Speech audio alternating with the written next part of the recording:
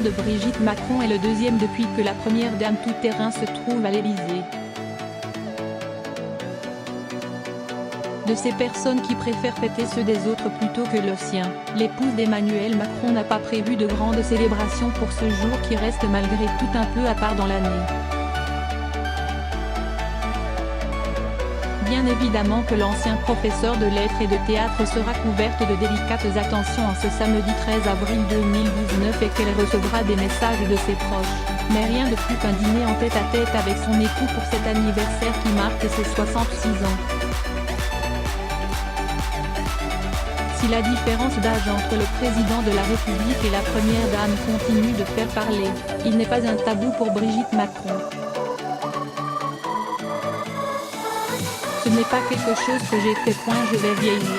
On ne choisit pas, déclare-t-elle dans le livre Madame la Présidente, publié en février 2019 par les journalistes Jamshidi et Nathalie Chouk aux éditions Plomb Havas.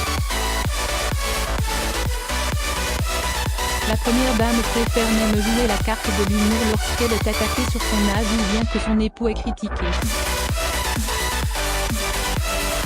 Oh, tu sais, moi j'y vois un avantage, c'est qu'il vieillit plus vite que prévu. Il est en train de me rattraper, lance-t-elle à l'un de ses proches inquiet de voir les commentaires indélicats concernant les cheveux blancs du président de la République. Si Brigitte Macron n'a pas prévu de grandes fêtes pour son anniversaire, c'est également parce que le contexte politique ne s'y prête pas. La première dame et son mari sont concentrés sur une importante échéance à venir. Depuis 3 jours, Emmanuel Macron s'éclate muré au palais.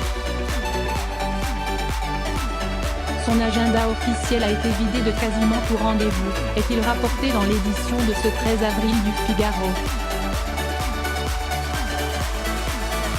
Cet isolement est consécutif à la préparation d'une allocation très attendue. Après la fin du grand débat, le président de la République a prévu de parler aux Français dans ces prochains jours. Il envisagerait de s'exprimer en 2 temps, d'abord par une allocution solennelle à l'Élysée, puis une intervention télévisée plus classique, peut-être sur France 2, avance le Figaro. Pour l'heure, tout cela reste à l'état d'hypothèse puisqu'aucune information n'a été confirmée.